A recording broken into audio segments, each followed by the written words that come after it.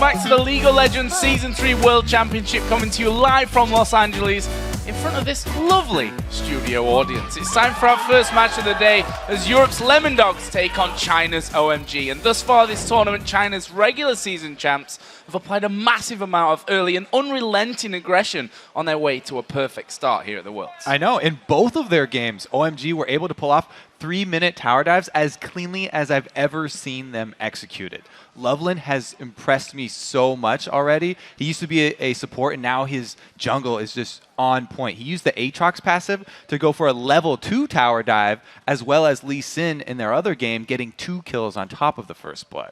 And once OMG have that lead, they've been able to build those into some very clean team fights in the mid game, which they've been able to finish off the entire game from there.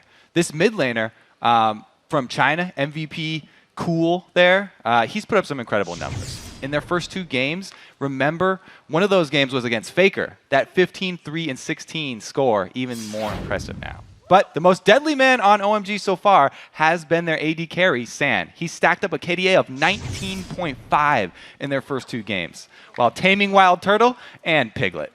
Well, today San and OMG will try to add the Lemon Dogs and Nuke Duck to their portfolio of wins as they head to the Rift to take on Europe's second place team. Yeah, well, Lemon Dogs didn't fare as well against SKT as OMG did. Adaptation has also been one of the hallmarks of Lemon Dogs this summer. They show that they're capable of adapting to these new patches quicker than other teams in Europe, and now they've also had a day to try and adapt to OMG's high-pressure style. They saw that game against SKT1, so they're probably going to plan something to come at that very early. The big matchup, though, against these 2 teams is going to be in that mid lane. It's the Lemon Dogs' Nuke Duck. He's all about controlling his lane rather than roaming very early, and then he snowballs that later into split-pushing style. He's going to be looking to lock down Cool. And for Nuke Duck and team, this Season 3 Championship is their first time on the world stage, and the Lemon Dogs are confident that even if they lose out in the group stage, they're bound to win over some fans. Lemon Dogs is a new team which came from the bottom to the top, and now they're gonna play for the World Finals. Lemon Dogs is one of the teams with the lowest fan base. It's a team formed of like fresh players. None of them had really been pro except for one, which is Tabs. We're kind of like the unknown team, dark horse that maybe people underestimate, and we'll try to show what we are made of in the World Finals. We have a small fan base, no one cares about us, but we're still good at the game, so it's definitely a huge opportunity. But I think like we are here, we have like nothing to lose but everything to win. Even if it doesn't work out, we are still like safe in the next split, and we can train for like the next year and see how we do then, because we're still a pretty young team. Why shouldn't we go for like the 1 million if we are here? So we always have to deal with pressure, so I don't think it's gonna be something that hinders us at all. Hopefully it just makes us play even more focused and better. In a way, we have entire EU on our backs right now. We present the EU and we have to make them proud. Everything to win, nothing to lose, and I think that's what could make the Lemon Dogs so dangerous here. Well, they said they don't have that many fans, but they're good at the game, so that's important. Fans will come, no doubt about that one. Let's have a look at the starting lineups for this one, starting in the blue corner with the Lemon Dogs. They are Zoro0 in the top lane, Dexter in the jungle, Nuke Duck in the mid lane, the AD carry Tabs, and the support player Miffy. And in the red font, it's OMG. Going is up top. Loveland's in the jungle, their mid laner is Cool, their AD is San, and their support is Big Pomelo. So let's talk a little bit then about Champion Select, because there are some crossovers in this one. The mid laners both played Ahri up until now. We've seen Corki coming out of both AD carries. Could be a very heated Champion Select this one around. I think that the most interesting part of this Champion Select is going to be the jungle for Loveland. Because I talked about, Lemon Dogs, they adapt quickly, and they watch the other games previously. He hasn't gone to use his jungle Yorick yet. I love really crazy jungle things, and the jungle Yorick is actually a very interesting pick for them because it changes their style a lot. So if Lemon Dogs prepared for the early tower dives, OMG, if they get Yorick, they won't be doing that, and it'll be more of a counter jungling, and it'll be Loveland going to attack the other jungler. So it'll definitely throw Lemon Dogs off if they forget to ban out that Yorick. Well, we're into Champion Select, and we can see the first couple of bans coming out. Aatrox taken away from Loveland. That was in their win against TSM, of course. Ended up 4-2-16 with that. Good champion to take out. Zed on the other side, we've already seen what Nukeduck can do with it. That Aatrox ban really makes me sad. Every single game that's happened so far that Aatrox has been in, I haven't been able to cast. I have so many little nuances that go into playing Aatrox. I want to contribute, but taking that away from Loveland's a great choice. He went with the 1 buff tower dive, which is what caught the other team off guard there. Level 2 going for that and using the passive that early to get first blood was really beautiful play. But like we said, no Yorick ban here, so I think that OMG might go with that one and switch up their strategy. Well, the other bans coming down. Caitlyn and Oriana taken away here by the Lemon Dogs. Caitlyn again aimed towards San. It leaves that Corki up, or at least unless OMG ban it here for their final one. I mean, you're right to keep bringing this Corki back up. It's a very high priority throughout this whole tournament. I think it only got through once so far, not being picked or banned. And it is up first for Lemon Dogs, but the first pick, very important, especially we talked about the mid laners here. Both of these guys have big champion pools, and Cool is very well known for counter picking. So I don't think they're going to want to blow that one very early on the mid lane. So Elise being hovered over and selected here by Lemon Dogs. Now, this is a champion that Dexter is no stranger to. We finished 9-0-6 coming out of the jungle against Gaming Gear EU. But back in the summer split, when Lemon Dogs destroyed Gambit all the way back near the start of the season, that's where he started as well. So this Dexter, Elise for Dexter, very dangerous. Yeah, if you want to be dueling early in the jungle, Elise is actually pretty good. She did have some resistances taken off of her spider form, so it's a little bit harder, and she relies a lot on getting the jump on the other jungler so that she can land her combo and get the burst out early. But this Kennen pickup as well for OMG, the first pick away from them, takes that away from Zoro up in the top, who loves Kennen. And second pick was Ari as well. We already mentioned that both mid laners have played that up until now. And it's going to be Cool that gets that one this time around. Did play it against TSM as well while we're on that point. Finished off with 11 kills, so certainly scary. Other side, Corki coming in finally for the Lemon Dogs, along with the Sona for Mithy. Yeah, that duo lane is extremely strong. Corki, once he hits level 6, poke with the rockets is really good against another AD carry that doesn't have too much to say, someone that isn't going to be rushing a Bloodthirster. It really slowly whittles them down. And early on as well, Sona, very strong poke with the power chords. It also means in the mid game, they've got a nice area of effect power spike there from the bottom lane coming from that Corki and Sona. So let's have a look then over towards OMG. Picks starting to slow down a little bit as we get deeper in. Zyra is a champion that Big Pomelo has exclusively played so far in Worlds. We're only 2 games in though, and he's going to make it 3 here, along with that Lee Sin pickup for Lovely. So it's not going to be Jungle Yorick. My hopes are dashed again. It's going to be the Lee Sin this time. He performed very well in the Lee Sin though as well. We talked about the early gank up top that got them first blood, 2 kills, and the first turret. That's what snowballed them their first game. And they did lock that one in. The crowd cheering for the Fizz, I think. It's not the Zach cheer. I'm pretty sure that's for Fizz. I think we're safe in thinking that is a cheer for Fizz coming down. Zach going to be picked up as well. Again, another champion used against Gaming Gear for Zoro in the top lane. But this Fizz, we've seen throughout the season that Nukeduck is definitely good with Fizz. He's got Tabs there to teach him, who was famed obviously for his Fizz over in Europe when he actually played mid lane before. So strong, scary lineup from Lemon Dogs. Yeah, Tabs, he's still actually confident in his ability to play mid lane as well. He said that he could play mid lane right now in the LCS, and he would be fine, even though he's already switched over to AD. So they've got a lot of mid lane players over on that Lemon Dogs team. But I think that, you know, it's really Zoro that shoves up his lane, and he's the one who does the roaming. So it'll be interesting how they make use of this Fizz sort of in the mid game. You know, once he gets the Lich Bane, though, then he'll be looking for those roaming assassinations. Meanwhile, OMG, Cool first picking that Ari. There's not a lot of counters to Ari. I mean, Fizz is pretty good against him, against her, but he is so confident in that he's going to be looking to roam very early. As soon as he's level 6, the other lanes are going to have to watch out because Cool combos with Loveland for very early roaming kills superbly well.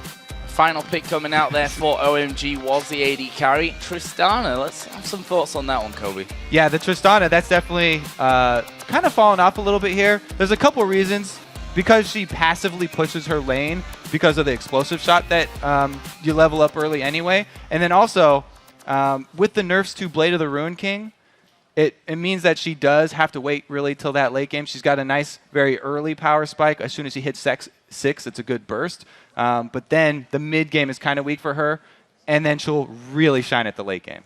So let's have a look then what you guys at home have been thinking about this one. According to lolesports.com, 70% of you think that OMG will keep their perfect record intact. And it's also between the analysts, very, very split. Two of you, Jack and Crepo, going for Lemondogs, Monty and Double Lift going for OMG. So this one up in the air, but the fans, they've not been wrong too often in this one, we have to say, going for OMG. Yeah, 70% is actually quite a lot. I'm pretty glad the analysts were split 2-2 because this game really will be close. It's kind of a classic matchup here. OMG, everyone knows they like the early aggression. They didn't bring out the Jungle York. They usually sin, so it's probably going to be a similar story to what we've seen from them already. And Lemondogs prefer a slower early game so they don't get behind, and then they methodically finish out the mid and late games by just taking the objectives that are clear and slowly pushing up.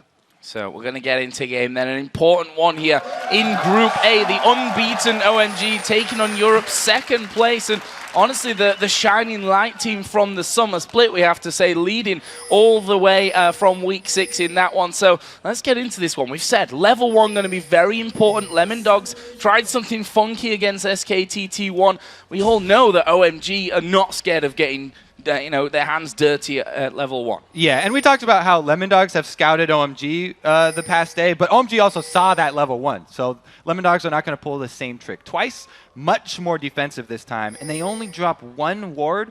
They use the rest of their champions as body wards here, just sitting in the bushes, making sure that OMG don't pull anything tricky. And it's actually a very defensive start for both teams.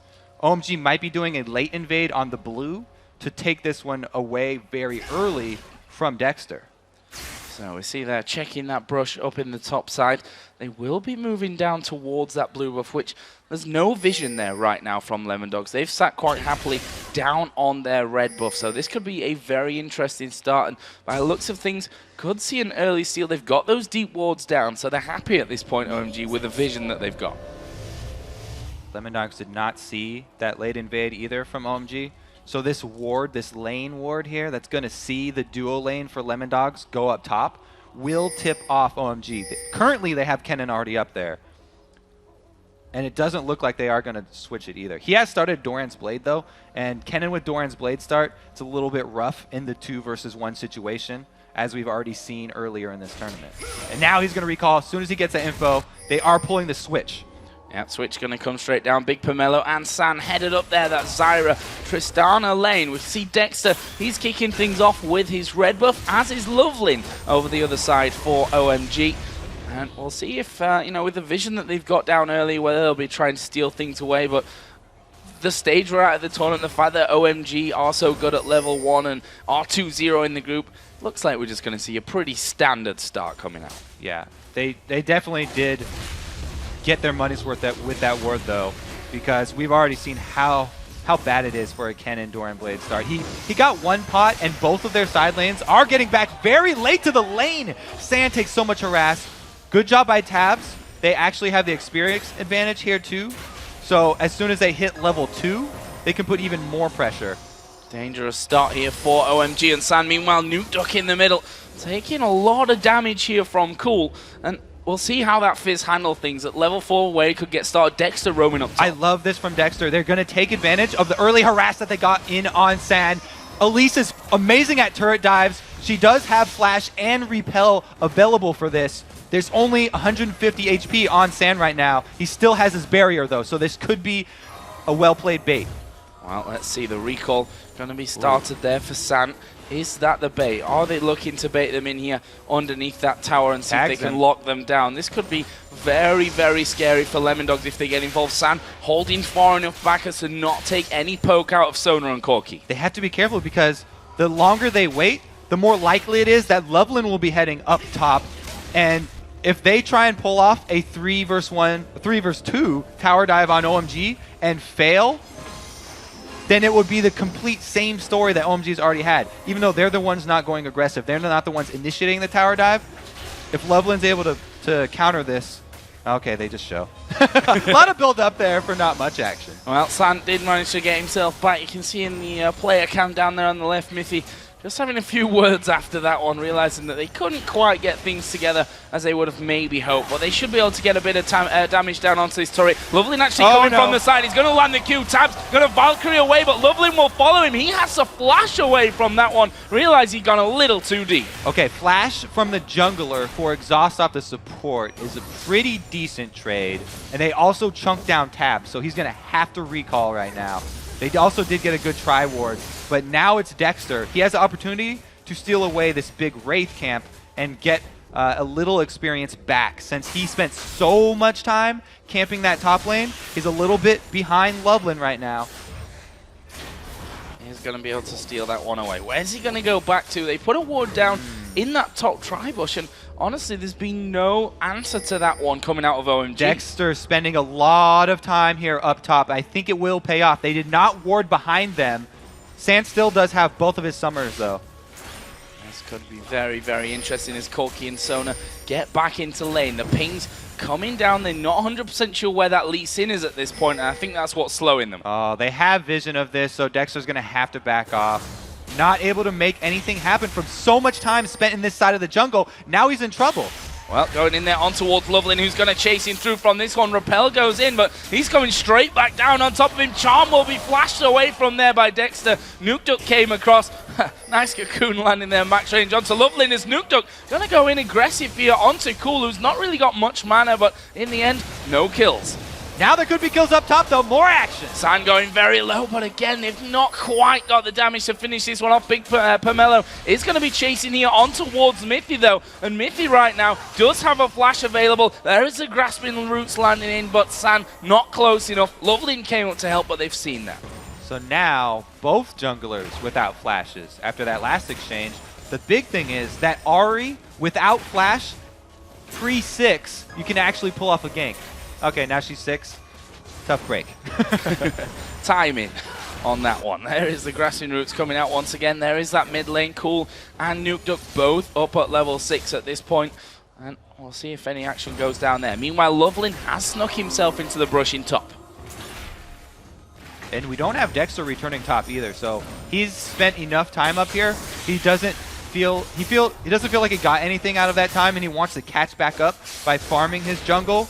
Whereas Lovelin has not given up on the situation up top. We see this a lot in the Chinese LPL season. The junglers will repeatedly gank the same lane over and over again. But as Lemon Dogs are freezing right now, there's not much that you can pull off with a Lee Sin. And we've talked about this early game for OMG, these 3 men dives that they've done so seamlessly well in their other games. We're 7 minutes into this one, and Lemon Dogs have managed to hold all those attempts away. It is a little bit of an interesting twist from OMG going with Tristana here too. They do have a stronger late game than they usually do. They've got Ahri, who's an amazing assassin, one of the most highly prized assassins in the game right now, to go pick people off. And then they also have a lot of mid-line control for their team fighting situations. If they have a Slicing Maelstrom from Kennen plus the Stranglethorns from Zyra, it's a huge amount of area control among the first dragon fight that will come out. So they actually have a very well-rounded team composition right now, and the early game is really just up to the plays that Lovelin can or can't make. So far, Dexter's been done a good job at going even with Lovelin. And he will pick up his red buff once again. We'll see if he, with that, takes himself into a lane. This mid lane been very quiet in terms of the junglers. They've not really visited there whatsoever. Something that surprised me because Dex, who we've seen in the past, has spent a lot of time helping out Nukeduck. Here he comes, the cocoon though, not going to land. Cool, of course, has his ultimate available. Going to be hard to lock down. Yeah, that was sort of a half-hearted gank right there. You didn't really expect to burn anything. Cool has his Spirit Rush available, so he could have even burned that if he had to. But really the story from all the early action was the CS lead that Taps has been able to accrue over San. And that is also partially due... Okay, so that was the ticking damage there. It's unfortunate Dexter. Oh, here we go. Aggressive up top. Diving onto Mithy, exhaust is put down onto him. There's a ward. Mithy gonna fall. It's first blood coming in, but will they be able to make it too? Right now, Tabs, he's gonna stick around because Dexter's coming in. It's Tabs that gets the kill back. First blood to OMG, but an instant reply from Lemon Dogs. And that was a good job of Tabs pulling in the ADN support. After he had already lost his support, they were still able to answer with a kill at least. So it wasn't as bad as it looked. I was about to talk about the CS lead that he has gotten over San though, and it was because they switched those lanes. So San and Big Camille were a little bit late to lane, and that's why they got chunked down so early from the power cord of Sona and the phosphorus bomb of Corki. So Nuke, you'll notice no blue buff after that was taken by Dexter. A little bit unfortunate. Not the end of the world for this one though. Yeah, there's a few things they have to be wary of when you're a mid laner and you're trying to get that blue buff from your jungler. It's the red buff burn. Also, there's that mastery in defense where the minion or the monsters will do damage to themselves when they hit your jungler. And then you also have to worry about the elite spiders. And obviously, Dexter didn't worry about any of them well enough. Able to pick that one up. We'll just say he wanted to do that. We'll give him the benefit of the doubt from this side of things. Cool, though, on the other side, does have that blue buff gifted to him by Lovelin. Also has a nice CS lead there in that mid lane. And because Fizz is melee, he often gets behind in CS fairly early. Being behind only 11 right now at 10 minutes is actually very well done by Nuke Dog. I think that's a very acceptable CS disadvantage for a Fizz versus Ahri matchup. Wow, Pink Ward's coming down there, and Lemon Dogs instantly getting themselves in position from that one. Dexter is around that area as well. Zoro has actually come down from this top lane, and this is where things get dangerous. We mentioned earlier Zoro not scared to leave that top lane to get involved in mid. I'm glad you brought that up, because that was a sort of classic Zoro move, where he's got Pink Ward in that tri-bush, shove up the lane, then rotate down to try and make something happen mid. Cool right now is just so mobile, though. They weren't able to take advantage of these triple pink wards that Lemon Dogs have placed up in the top side. So earlier on, obviously Zach and Kennen were facing off down in this bottom lane. They've now switched since then, but Zoro doing a good job still of holding out on that one. Just 5 CS behind at this point. Got that Cowl in there as well, working himself up. And we'll see how that one goes. Double Doran's Blade blasting one now in there as well for Go-Going's Kennen. Yeah, the Zach-Kennen matchup is, just kind of a farming matchup right now because Zach has gone Doran Shield to start, reducing the auto attacks, which is Kennen's early harass. And then with the Cowl, it gets also the magic resist and regen for the magic damage that Kennen puts out at later stages.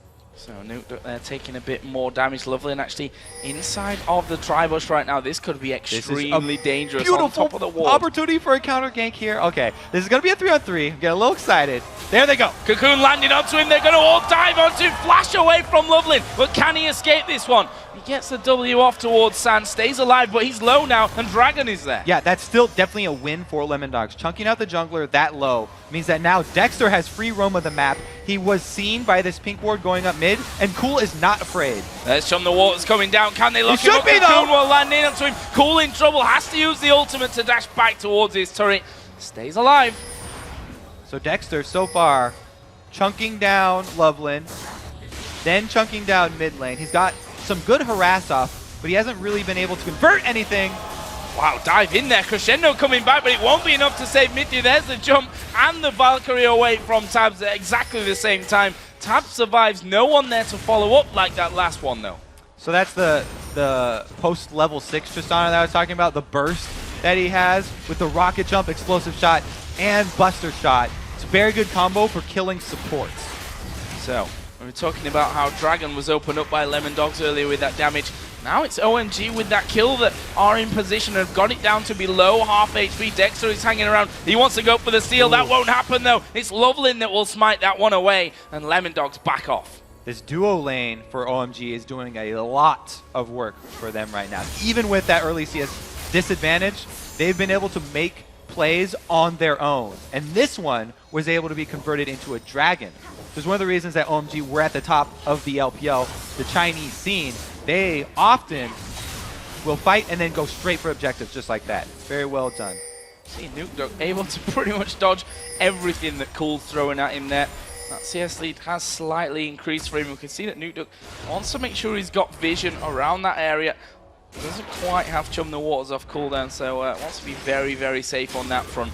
Lovelin not being able to get involved in any of the 2 kills right now. For an OMG game, this is actually really, really low in terms of kills. I'm definitely surprised that it's actually the bottom lane for OMG that's picking up the slack in the early game that Loveland hasn't been able to convert. But again, you have to applaud them. And now he got it this time, so that's why everybody's laughing. It did. Dexter actually backed away completely from that one. He's like, no, don't do that again, Dexter. That wouldn't be very nice of you.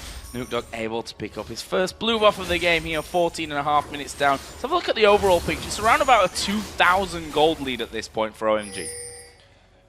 And again, even though OMG is ahead, Nukeduck in the mid lane is doing very well. We talked about his style being just staying in mid lane mostly, and until he can accrue that big power spike.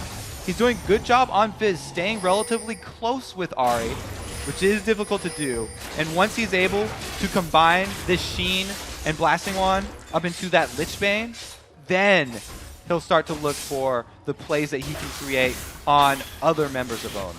Let's have a look down the AD carries here as well while we're at it.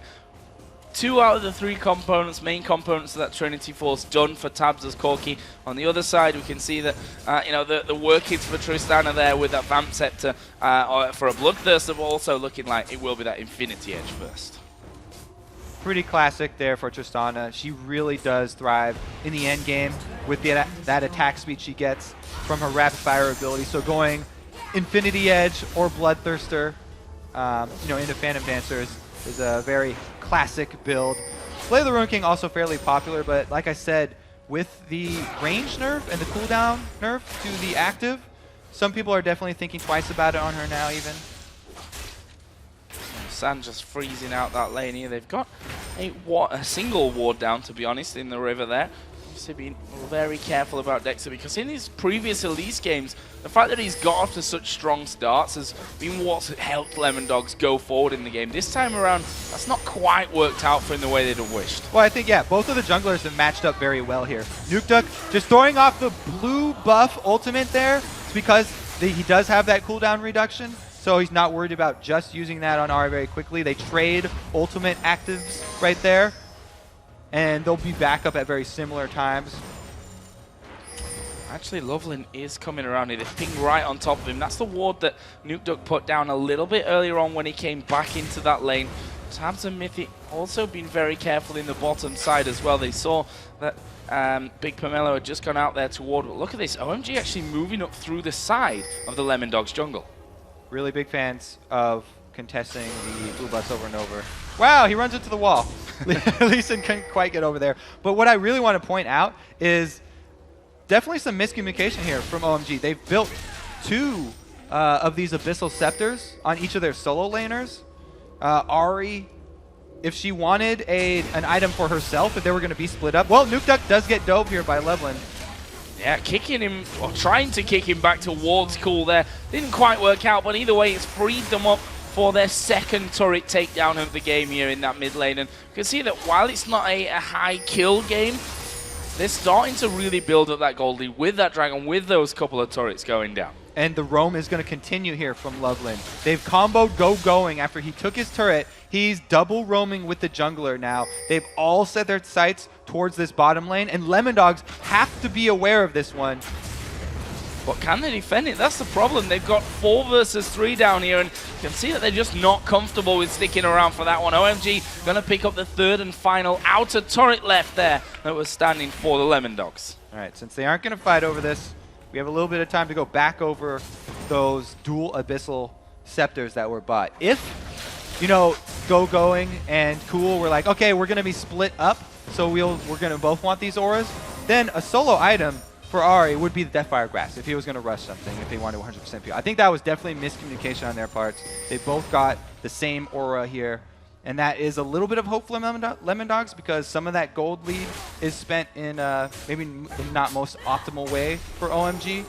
Meanwhile, we've hit that Lich Bane, and we've also hit the Trinity Force for Lemondogs. So even though they're behind right now, they have fairly good items before the next dragon that pops up. 30 seconds on the next dragon will be very telling for the mid game. If Lemon Dogs decide to go for this one and OMG contest, it's going to be a very, very dirty fight.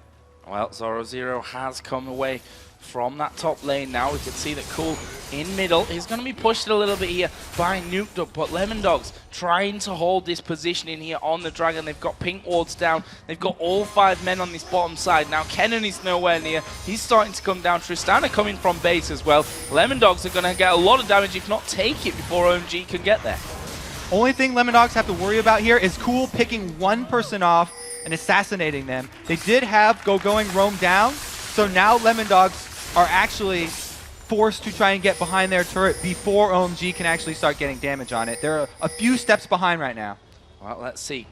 4 men on top of it. Will be a fifth as Big Pomelo comes around, and I'm not sure that Lemon Dogs can stop this happening. That turret being shredded down right now. Will fall, but here comes Zoro from the side. Where are they going? They've gone on towards Go, and they're going to dive right on him. He gets nuked down. There's a 4-man crescendo at the back as well. Cool and Big Pomelo both going low as Tap Valkyrie's in. He picks up another one. Here comes Zoro once again. Lovely actually diving to the back line. He's going to fall, and right now 4 men are down. Only San left alive here for OMG. Can they carry on and keep up with him? No, they can't. They let him go. Well, that's 3 men left alive to push that outer turret in mid.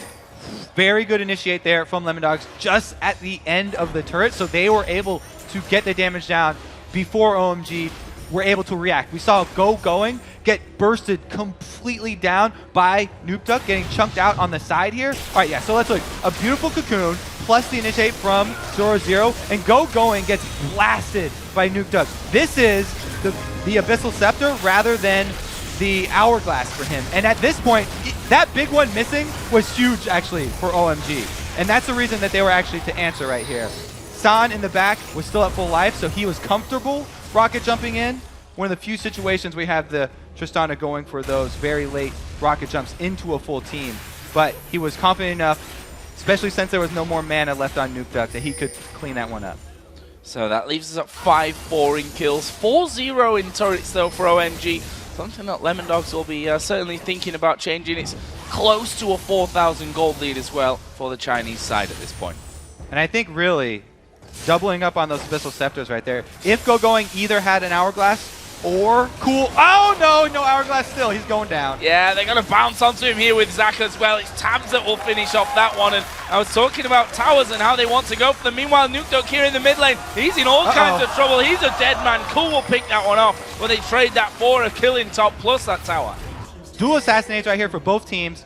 But it's Lemon Dogs who got the turret down. So at least they got their first turret taken. That's some global gold for them. This is really where pretty much all the deficit is coming from for Lemon Dogs right now, is in turret money. OMG took this opportunity to get full ward control of the lizard side jungle of Lemon Dogs though, and that's a very scary thing when you have an Ahri and when you have a Lee Sin.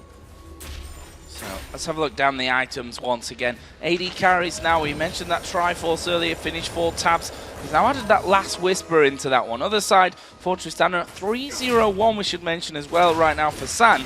And a goal between them is still in favor of San down there. Only a couple of CS in the lead, but 3-0-1 and those extra global objectives that OMG have been able to pick up. He's already got that Infinity Edge done as well. Yeah, it's all that tower money is still keeping OMG ahead. But if Lemon Dogs can keep this one solid out for a little bit longer, they are going to look for picks with their Fizz. It's just that OMG are doing the exact same thing with their Ahri. Mithy doing a very good job with that Oracles clearing out their lizard side jungle. Nukeduck finds his pick. There is Chum the Waters coming in. San had already jumped away, and look at the damage there coming out from Nukeduck's Fizz. He will pick up another kill for himself, but right now Cool going in, Mithy going low, busts down the crescendo onto 3 of them. We're going to have Zoro diving in. There is going, popping his ultimate. Tabs falling low. He will be picked up in the end. They switch around to Loveland, and now Tabs finally getting in onto the fight. He'll get another one back. It will end 2 for 2. So, I was talking about both assassins getting picks. They both got their picks right there. Nukeduck got his solo onto San, but then Cool had a very good charm under the turret, onto Mithy, completely taking him out. He did get Crescendo off, which almost saved it for them. And another trade here for both teams. This is a very close game. Even though OMG have the lead, the outer turrets are looking a little bit weak for them. So Lemon Dogs can actually close up that gold lead fairly quickly with just one team fight. One successful team fight. It's a better choice of words. I got you. Lovely. Sorry, Gogoin is close to finishing off that Zhonya's Hourglass there as well, which is certainly going to be helping things out as things go forward. That DFG we saw from Cool last time in that fight, how dangerous it is at this point.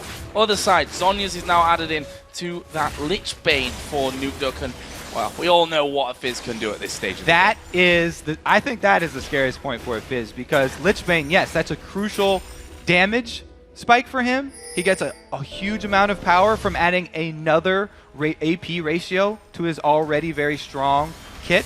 But now, with the Hourglass, he has the ability to buy himself time for those cooldowns to get another rotation of abilities off, and he becomes an extremely potent assassin right now. Same thing, though, for Cool. He has the two items that make Ahri devastating right now. He finally has the Deathfire Grass. He will be able to kill Mithy all by himself next time. Well, let's see right now a bit of a dance around, because that dragon, as you see in the top left, is coming up in around about 20 seconds time. Pink Ward's put down a Oracle Elixir for Big Pomelo right now. They've got the positional advantage, but Lemon Dogs, we've seen anything from them before. They're not going to let that go. And OMG are ready to fight for this one. They have the Hourglass now on going. Like we said, the Deathfire Grass is ready to go. This is definitely going to be a brawl between all 10 members. There is Zoro getting himself in the corner. They've cleared out the vision that Lovelin put down. Will he decide to jump over onto the OMG team? This is all about the area control from the two AoE support ultimates that are going to go down. If Mithy can land a good crescendo burst, then Lemon Dogs can get the jump on this fight. Zoro starting to charge up. The dragon has gone down, but look at the damage coming onto Zoro already. And he can jump away from the backside of that dragon pit, but we see Lemon Dogs going south. OMG going straight towards that mid lane. This is, again, the same thing we saw at the last dragon. Lemon Dogs grab it, but OMG get the positional advantage, pushing down the lane first. Last time they got a turret, even though Lemon Dogs won the team fight. This time, Lemon Dogs are actually in a small corridor, which is very bad for them. Zyra would be huge. They can't walk down that small corridor.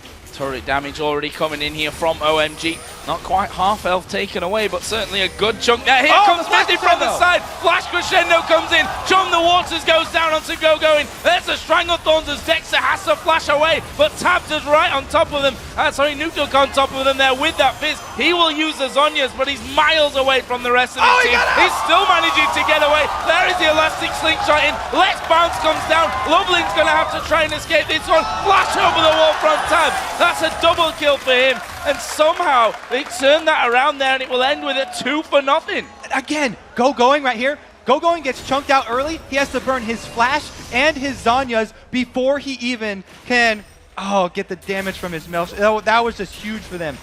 Lemon Dog's doing a great job here. Always targeting Gogoin. The beautiful flash crescendo I talked about. The ultimate's coming from there. He had to use his Zhonya's everything. Now he's going to pop it late. Nukeduck does a great job kiting the damage from this ultimate. And we talked about the Hourglass allowing him to get another rotation off. He gets it here to survive.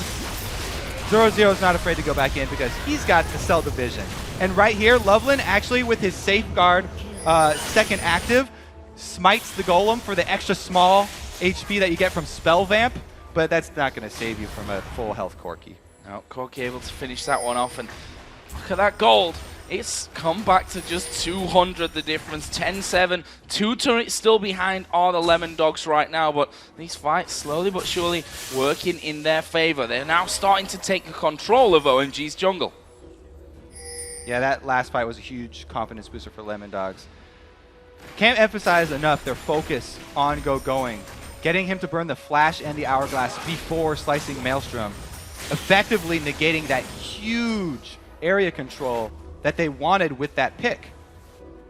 It's completely deciding these team fights. Nukeduck is sat waiting by that top lane. The lure of a juicy wave of minions coming around.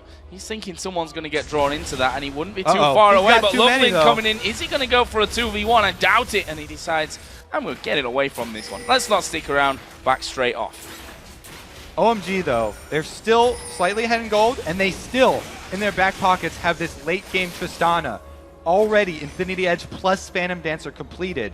So if they are able to not have Go going chunked out very early, they still have a really strong chance in the team fights because they can control the mid grounds, and Tristana will be able to put out a lot of damage free firing from the back line. Lemon Dogs taking down, finally, that third and final outer turret of the game. So, we're a little bit more even on that front.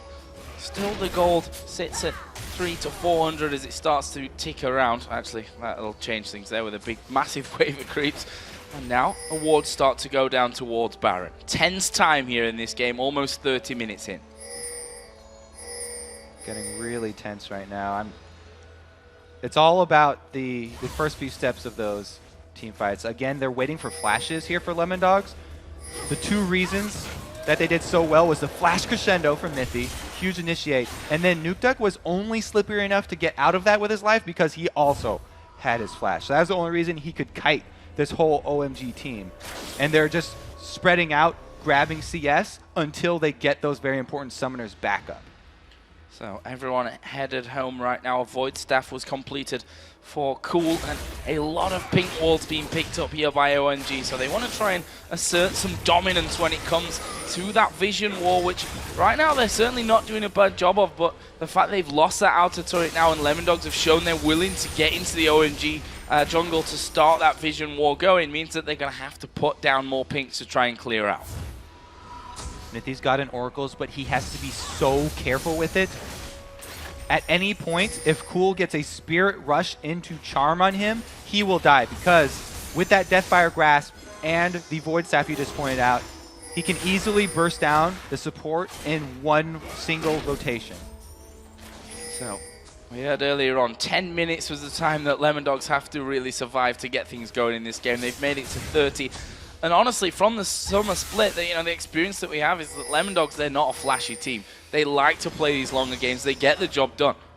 They are getting the job done so far. I think that people have been underestimating the Chinese team in the mid and late game.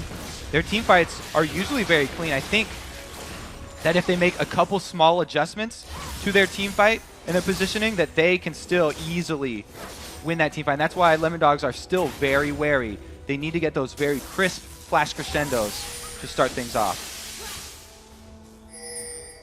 Right now, only 400 gold separates these two, and both of them setting up in middle. Again, as I mentioned, the wards being cleared out with those Oracle Elixirs, with the pink wards that have been put down from both sides of the map. For now, it's OMG who force Lemon Dogs back, and this little dance, it could go on for a while, but it's going to get explosive at some point. Yeah, they're trading. They're taking turns trading with the ward killing around Baron. Lemon Dogs are taking advantage of this lapse by grabbing the global gold from Dragon, but since OMG are the ones in control of Baron right now, it is a little bit risky. This is actually a very confident play here from Lemon Dogs, and it does get them 1,000 global gold. Zoro Zero just face checked a little bit there, took some damage, but doesn't really matter. He's seen the rest of the team, and Lemon Dog's actually pushing up here on towards the turret. Nukeduck dives in onto the back line. He is miles away, will actually flash away a little bit. Here is Go going, moving around the side as well. He's got 3 of them trapped in. There is a crescendo. Cool going to be locked down, but can he get the charm onto Dexter? Yes, he can. It's Sam that finishes off as Nukeduck tried to get Loveland there at the back, but now he's running for his life. The rest of Lemon Dogs have already backed away to River, and it's Nukeduck that's going to be chased down from this one, managing to avoid a little bit of that damage, but how far can you really get against his Tristana? We'll see once his rocket jump comes up. There we go, straight in on towards Nukeduck, uses that Zhonya's. Can he get down the charm? A little bit too early, but there's the explosion. Sam takes down Nukeduck. Nukeduck there, very aggressive initiate with the Fizz going so deep. I think they were overconfident with the way the last 2 team fights went. They thought they could even tower dive. That is not the case here against OMG. Like we said, Go Going got off his Slicing Maelstrom that time, and it was devastating. That might even end up costing them this Baron. Only 2 members of Lemon Dogs in position here.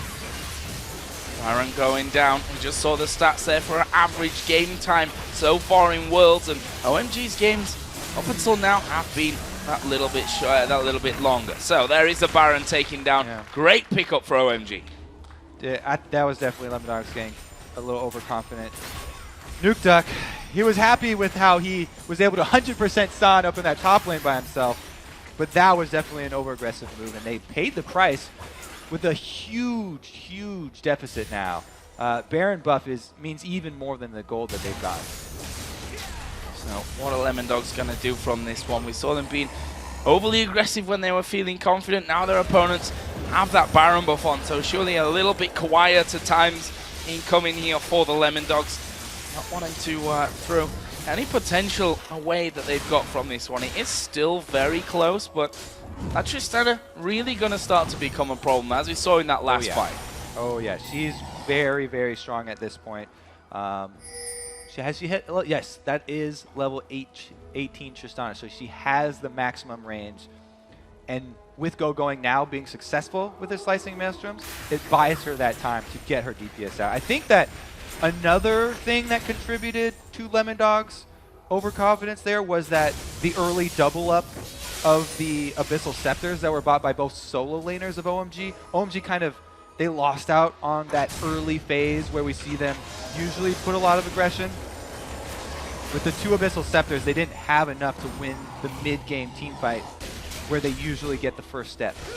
I'm wondering what they're going to put into effect here with that Baron. You know, most teams that will pick it up at that stage will say, okay, now it's time to push some towers down to start those team fights off. But up until now, OMG, they've kind of sat back here and just pushed those waves out. So Lemondogs, they're not really losing too much when it comes to that immediate power that Baron gave them. And Lemondogs are actually happy for a stall right now. You know, they're waiting for not only the Baron buff to drop off, but also, again, those flashes that they have to have in order to make the first move. They have to be the ones with the initiates here. They have to be the ones landing those crescendos and bursting down people like going before they get off their key spells. This tower only has 1 more hit, though.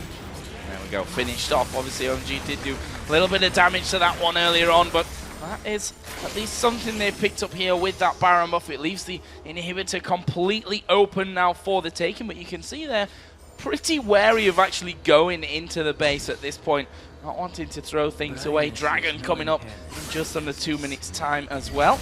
But right now it's a bit of a skirmish, a back and forth on the steps of the base. Yeah. I was also talking about San either going Bloodthirster, Phantom Dancer, or Infinity Phantom Dancer. He's got both right now. So not only does he have all that damage coming from the backline, but he also has Sustain. So after he rocket jumps away or buster shots you away, he can lifesteal back up off of your tanks and get back to full life. So inhibitor focus down to less than half.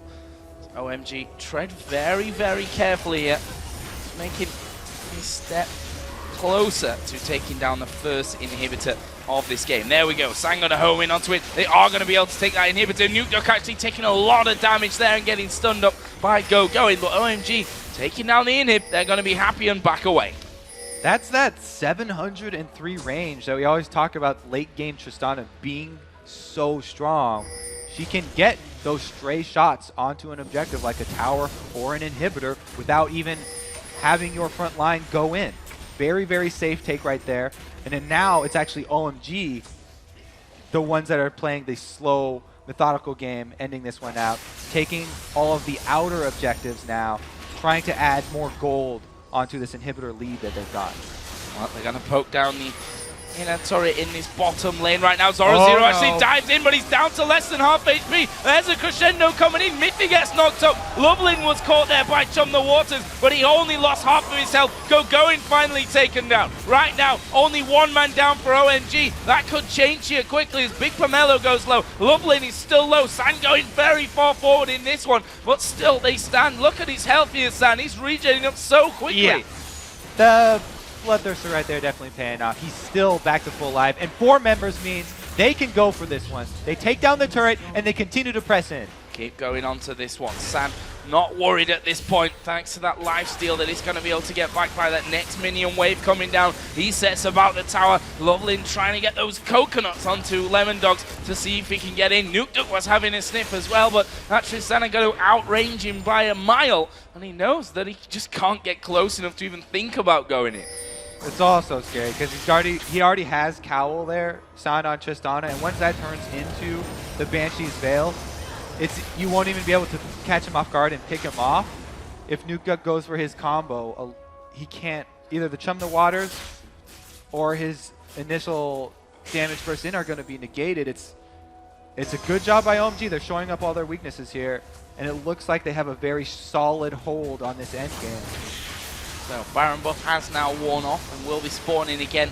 In 1.5 minutes time, the Dragon is available for the taking as well, which the later we go down this one, the gold that it offers obviously not going to be the biggest thing around, but certainly something that OMG will quite happily deny to the Lemon Dogs. Right now, though, it's probably going to be all about regaining control of this Baron area again. And again, Lemon Dogs do have to be extremely careful right now. If they don't get the first step, then they're going to pay for it. We've seen 2 Slicing Maelstroms be successful and 2 very huge, crucial team fights for OMG, grabbing them this huge lead. Now that their base is wide open as well, it's very dangerous then for them to extend up to that Baron pit to try and keep their vision alive. Crescendo is up for Mythic. He's so far this game done well with getting the initiations from it, but without the flash available to him, it becomes all that much harder. Right now, Nukduk here waiting in the tri-bush. Lovely puts a ward straight on top of his head. And just to add insult to injury, we'll clear out the wards from earlier on with that Oracle Elixir that he's got running. Now dual death caps bought by both solo laners of OMG as well. So the power spike up here for all this dual AP means that they are going to have pretty much all the control that they need in a team fight. And it's going to be OMG making a huge mistake if they actually lose this one. Well, the ping's going down. Zoro on the front, just narrowly avoiding the charm.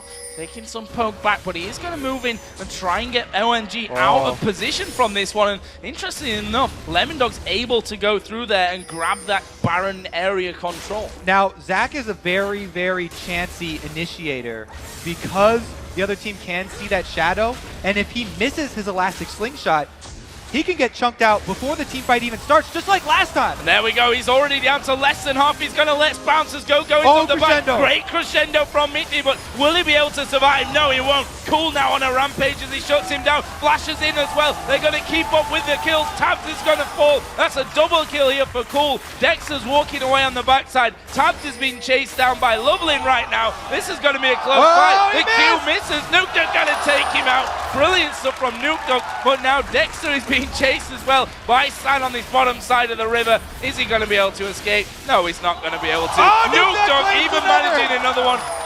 Finished off in the end, though, by the plants. All right, yeah, so Zach is inherently a chancy initiator, very risky, because if you do miss that elastic slingshot and your team is not immediately following up, you get bursted down before the team fight even starts. And now OMG, with those death timers, they're running on Nexus. They're looking. Oh, inhibitor respawn. Oh, wow.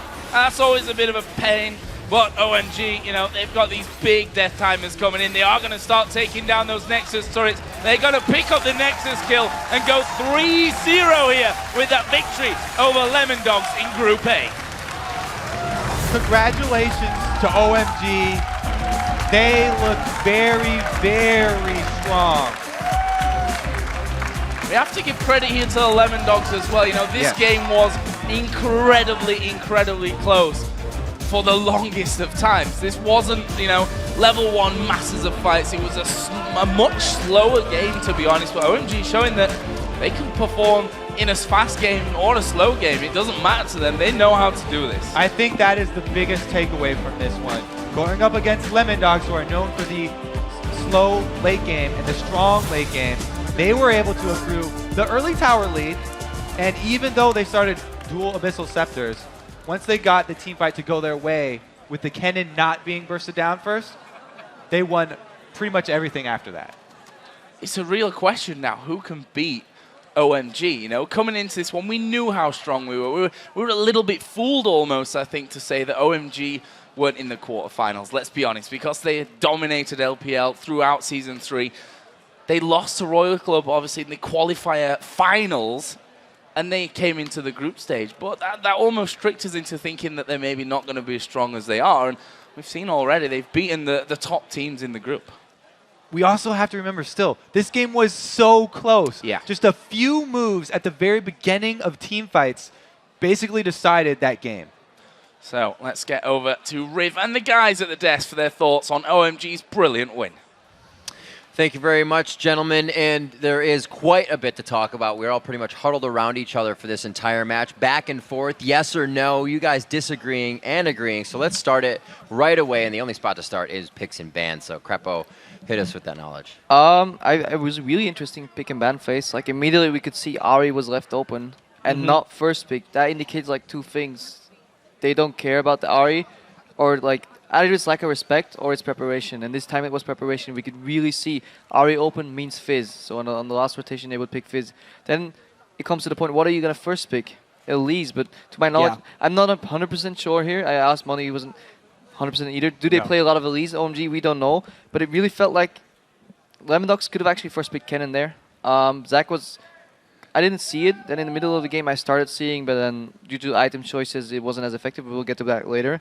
So they went out to Elise, picked up the Fizz as a counter to Ari, and actually we went really well to the point where we lost his blue buff to the jungler.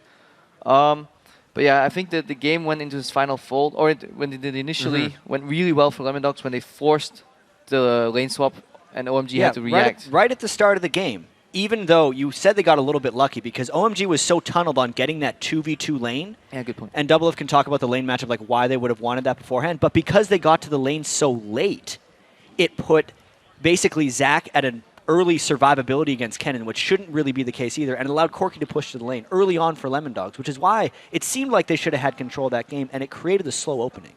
And that's just why I wanted to illustrate the Chinese bottom lanes. Like, this guy San, he doesn't care about Corki. He doesn't have to play it. He can just play Tristana. It's a comfortable skill matchup for him, and he'll outscale Corki. As you saw this game, his item choice was really interesting to say the least because he didn't have a Lasso Spirit, even with 5-item Tristana. But it doesn't matter because Tristana is just a monster late game, and he managed to, even with the bad start, make it to the mid-late game as Trist. It wasn't just a lane swap, though, for me. Taking a look at Loveland's early jungle path, I mean, we were talking about how the warding effectively gave them a free blue steal that would have been unknown to the Lemondogs. And instead he started red, blue, Wraiths, and then tried to gank that mid lane. And it wasn't the same kind of pathing efficiency like we saw against SK Telecom. Then at the same time, it would have, if he would have changed his path, he would have probably ended up ganking top lane, which due to the lane swap was initially behind. You saw Dexter waiting there for a minute. So actually, Loveland not playing the ideal path went in OMG's favor because Dexter was camping that top lane brush for over like a minute. He was hoping for a counter gank. He was hoping for a counter gank and it didn't came. And actually that put OMG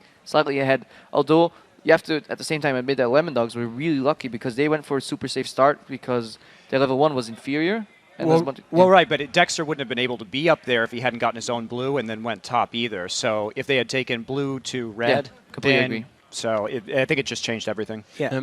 Go ahead. Sorry. I feel like that game was so much a Lemondogs style of game and a Lemondogs game to win because the laning phase being slow is exactly what they wanted. But then Mithy kept getting hit by the roots from Zyra in lane. It turned that bottom lane around. There was the very unlucky blue buff that Nukeduck wasn't able to get on Fizz. And those two things combined swung so much momentum back for that OMG. Influenced the Dragon. The first Dragon OMG got so much because, I mean, you can always go into hypotheticals, but an Ahri with blue buff pushing down a Fizz means Fizz will farm almost the same on their tower because Nukeduck is such a mechanically strong player, but he will always be the second one to farm. Yeah, and I think one of the biggest factors that changed that game was the top laners. Zach's poor item choice with Sork Shoes just let him get CC'd as the game went on. But Kennen also played really, I would say, shaky. He got caught a lot Going was like always in front, getting caught, had to flash out, and at one point he hourglassed, and then he ultied after his hourglass was done, hitting nobody. So he had a really rocky start to the game, but you can fix that problem as the game goes on. You can play better, but you can never go back on a bad item choice. And I feel like if Zach went Mercs, yeah, you could sell it, but you should have sold you it. lose a lot of money. After 2 fights with those sword shoes, he should have sold it. Yeah, he was doing nothing. Especially because we saw those sword shoes come in, and to put this in context, it's because of those tenacity nerfs on Zach's ultimate. So it looked like Zora wasn't comfortable on playing on the new Zach, perhaps, that he hadn't really gotten in there and tested it. I think do you think he was tested it because he was up against something that caught your eye as well as the double early Abyssal Scepter build coming out from OMG? So he's kind of thinking he needs to be able to impact for his team as well? Well, it did give them a lot of that magic resistance. We were all talking about this as well against, the Corki missiles, and we had the Elise as well. So a lot of AP damage coming out of the team. However, while I think it was okay on the Kennen because the Kennen's going to get hit by all of that stuff. I still think that even though Fizz is very strong and you may want to itemize MR, I still really like the DFG first because Cool is a playmaker. He's the core of OMG, and I think he should have more confidence in himself, really, to be able to skirt the outside of that AoE. Yeah, I agree. And also, I just wanted to point out, like, Lemondog's team comp works only when Zach is really disruptive, and it's just he needs to get in there, right? Like, they have Fizz, they have Elise, they have these champions they need to get in with the disruption of Zach, and he was just stopped in his tracks every team fight. If he lands a perfect light bounce, though, then Magic Pen boots are better. But then he needs to land spot on 3 people and then avoid getting stunned. Although we have to look, if we saw, Lemondogs actually came back. So they won early. It was such a crazy They got behind. Then Nuke Dog started the Nuke Dog show, pretty much. Yep. Up until the point where he dived mid past the tower. And I think that was because he did not see Tristana building Spectre's Cowl. Because otherwise he would have probably blown up Tristana. His team would have dove in with him, not cared about fighting on a tower.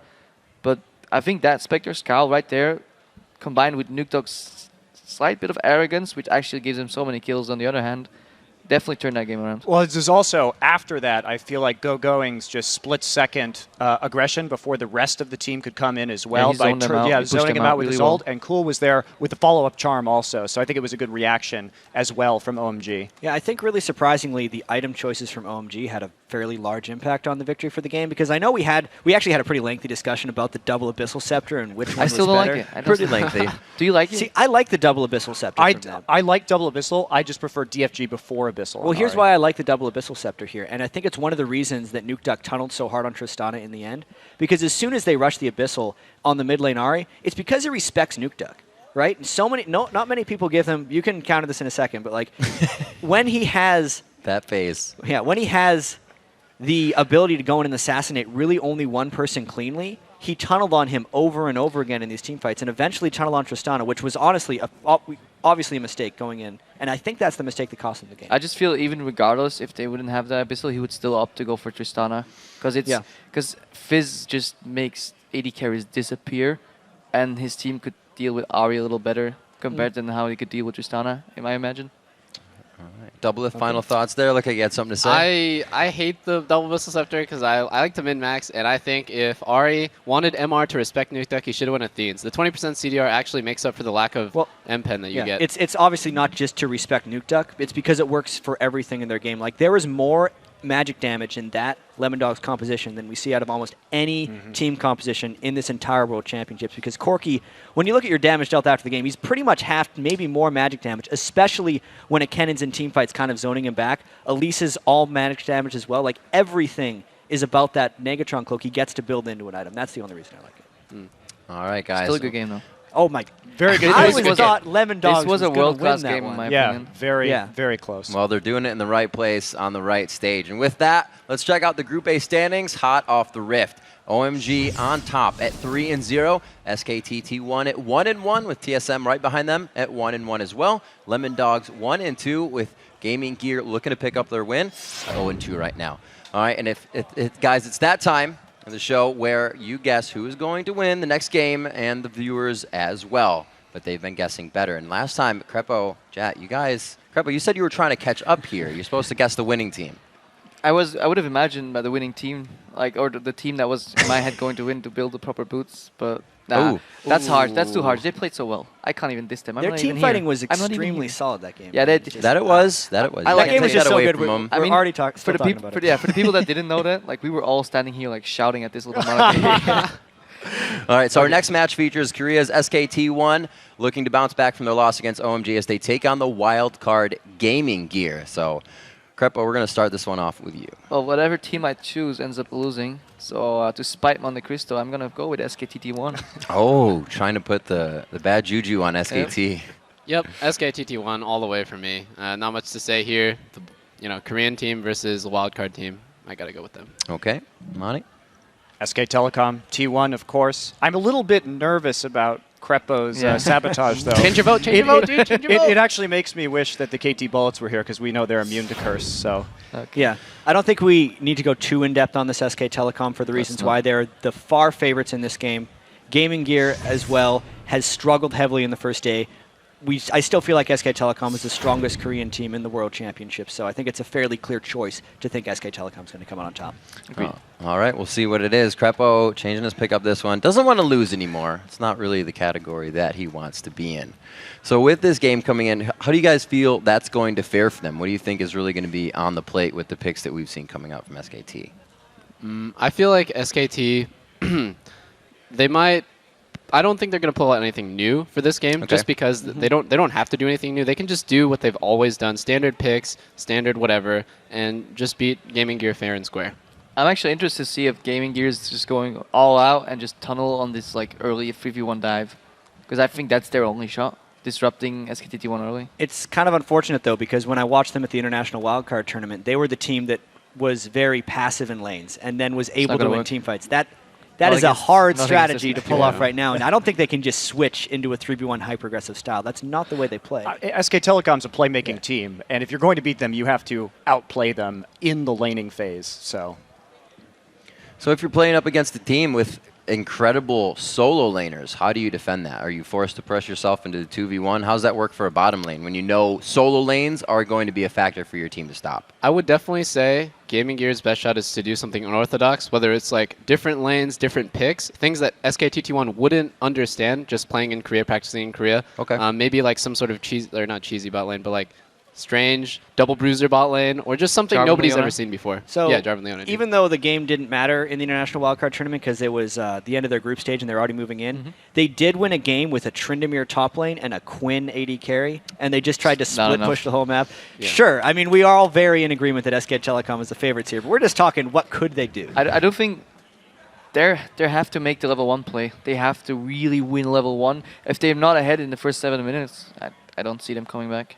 Yeah, you know the mentality when you have nothing to lose and everyone expects you or expects the other team to win is, when you have nothing to lose, you just do everything. You just do the craziest stuff, and that's what I want to see, actually, when you're the underdog or when any team is the underdog in a match. Like sending Nunu mid and counter jungle CLGU. Exactly, Maybe with dude. Promote? Promote. That's not even in the game anymore, dude. Gaming Gear's bringing it back. Banner of Command. I'm waiting for the Banner of Command. It's broken, dude. I've been saying forever. Banner of Command is OP. Whoever's watching this broadcast, if you're in Worlds, buy Banner of Command.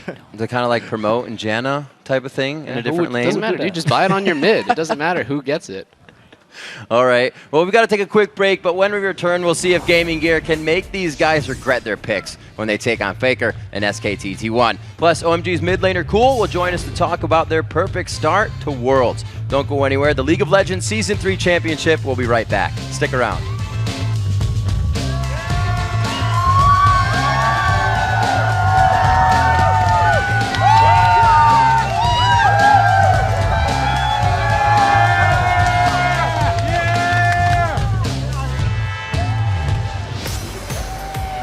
As you can see, our awesome crowd, and they're giving out some swag right now. Well, it's always fun to throw something in the crowd. So happy